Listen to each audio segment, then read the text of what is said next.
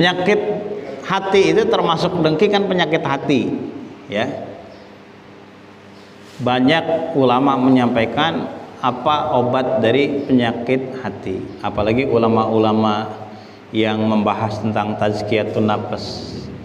Tazkiyatun nafas itu sama kayak tasawuf, ya, tasawuf itu sama. Dan tasawuf beda dengan thariqah. Kalau thariqah itu dia ada metode-metode tertentu. Misalkan zikir, ada metode zikir tertentu, kalimat yang dibacanya, jumlah bacaannya. Tapi kalau tasawuf dalam arti pembersihan hati dengan dengan materi yang fokus, itu sama dengan materi tazkiyatun nafs, itu sama saja. Termasuk Imam Al-Ghazali, dia kan nggak berthariqah, tapi dia seorang sufi. Bagaimana untuk menghilangkannya? Nah, para ulama ada yang mengatakan ini perkataan tabi'in atau perkataan sahabat. Di antaranya dawaul qalbi khamsatu asya'a. Kalau kita mau membersihkan hati dari penyakit hati termasuk dengki, bersihkan dengan 5 perkara. Pertama, qiraatul Quran bitadabburi. Baca Al-Quran, pahami maknanya. Pertama, dengan membacanya itu menjadi pahala setiap hurufnya, menjadi kalimat zikir pula. Dan kalau kita pahami maknanya, kita bisa tahu di sana tentang perintah-perintah Allah, tentang larangan-larangan Allah. Bahkan ada kisah-kisah yang bisa diambil ibrahnya yang mengandung banyak hikmah, termasuk ancaman bagi orang-orang yang kafir. Itu ada semua di dalam Al-Quran. Yang kedua, wa qiyamul lail, salat malam.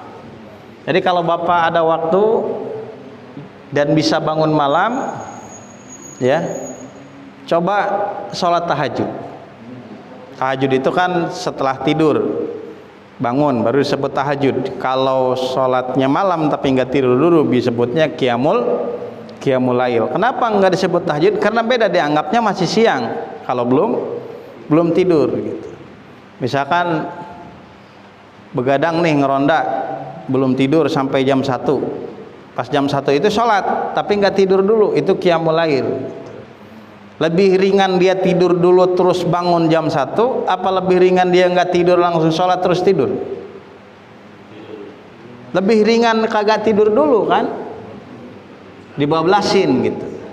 Kalau tidur dulu biasanya banyak yang kagak bangun pun ngantuk banget, tidur lagi gitu. Ya, makanya ayat yang tentang tahajud itu, wa minal laili fatahajjad bihi nafilatallah, ya, itu sholat tahajud atau qiyamul lail kalau dia nggak tidur dulu. Saat kita sholat tahajud, rasakan nih ketenangan batin itu sambil kita bertafakur mengingat Allah Subhanahu wa ta'ala, merenungkan dosa-dosa yang kita lakukan, merenungkan bagaimana kurangnya amal ibadah kita yang jauh dari kesempurnaan, merenungkan bagaimana kehilapan kita yang kita lakukan baik sengaja maupun tidak sengaja, atau kezaliman yang kita lakukan kepada diri sendiri, pada keluarga kita, anak dan istri kita. Dan rasakan nikmatnya, ketenangannya. Setelah itu sholat malam atau sholat tahajud, besoknya itu rasakan ketenangan batin itu, paginya. Pasti bahasa kita mah plong hati ini, karena kita menggantungkan kehidupan kita ini kepada Allah Subhanahu wa ta'ala, lebih tawakal, lebih sabar. Beda dengan orang-orang yang tidak bangun malam, tidak sholat tahajud. Kalau pas berangkat kerja bawa motor, ya, dipotong jalan atau disalip, emosi nih, marah. Kalau dia yang malamnya itu habis zikir, habis sholat tahajud, nyantai aja. Dibentak sama orang lain, dia senyum aja, biasa aja, ngapa gitu. Tapi kalau dia hatinya keras, ya, itu pasti marah, disalip. Apalagi yang nyalipnya laki-laki. Kalau yang nyalipnya perempuan biasanya kagak marah, kajenting perempuan, iya kan gitu. Kemudian wattadarru inda sihri, zikir malam.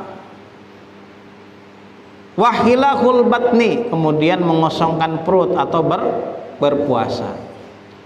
Makanya kalau bisa, ini menurut kedokteran juga ada ya, sebelum tidur itu jangan makan dulu.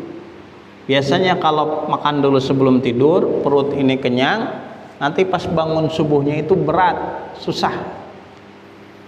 Tapi kalau kita kosong saat tidur, perut kita tidak diisi, ya, begitu bangun malam itu mudah. Komode lamun pas tidur lapar ya, paling mudah itu ya, bangun malamnya. Kenapa kebluk kita salah, pola makannya salah. Kalau Nabi kan kalau makan tidak sampai kenyang. Kalau kita kagak, ya mumpung ayah sate kurban ya siang makan, pagi makan, malam mau tidur juga makan. Soalnya kalau kagak habis satenya sayang, besok bisa basi. Makan sekenyang-kenyangnya. Pas di kondangan juga kan makannya harus sedikit. Nasinya dikit tapi dagingnya banyak ya. Supaya apa? Supaya bisa bangun malam. Hilahul batni, jadi ringan nih badan ini dipakai ibadah. Walaupun orang gemuk juga belum tentu enggak ibadah, atau orang kurus juga belum tentu ahli ibadah. Itu kembali ke diri orang tersebut masing-masing, ke individunya. Sama kayak dokter, kata dokter kan orang gendut rentan kena penyakit, meninggalnya cepat. Tapi nggak gitu juga, banyak juga orang kurus yang mati duluan, kan itu urusan Allah kematian. Tapi secara syariat kayak gitu ya, secara syariat. Yang terakhir wa majalisatus sholihin, bergaul dengan orang-orang yang soleh. Makanya ada riwayat bagaimana seorang laki-laki yang membunuh 99 orang, dia mau bertobat, tapi kata tokoh di situ, kamu nggak bisa diampuni dosanya. Dia bunuh lagi orang yang ngomong itu, jadi 100 orang yang dia bunuh. Dia nanya ke ahli agama, kata ahli agama, kamu akan diterima taubat kamu dengan syarat kamu benar-benar sungguh-sungguh bertobat, perbaiki kehidupan kamu. Tempat tinggal kamu sekarang itu tempat yang kagak bener, tempat penuh maksiat. Kamu harus hijrah dari sana. Jangan tinggal di situ terus. Kalau tinggal di situ terus, sekarang taubat, besok melakukan lagi. Sekarang taubat, besok mabok lagi. Sekarang taubat, besok judi lagi. Terus seperti itu. Makanya kamu harus keluar. Akhirnya dia keluar dari tempat itu, ya, karena tahu di situ lingkungannya kagak bener, temannya juga orang-orang nggak bener, pasti dalam perjalanan dia meninggal. Sebenarnya dalam riwayat malaikat aja berdebat ya, ini orang masukin ke neraka apa masukin ke surga ini. Soalnya dia belum berbuat amal soleh, baru jalan doang, baru mau nuju ke tempat yang baik. Tapi karena niatnya benar, dia sungguh-sungguh ingin bertobat, diterima tobatnya oleh Allah Subhanahu wa ta'ala. Sampai diukur tuh ya, malaikat bawa meteran, kita ukur aja nih lebih dekat ke tempat maksiat apa lebih dekat ke tempat dia menuju tempat yang baik, tempat yang tobat.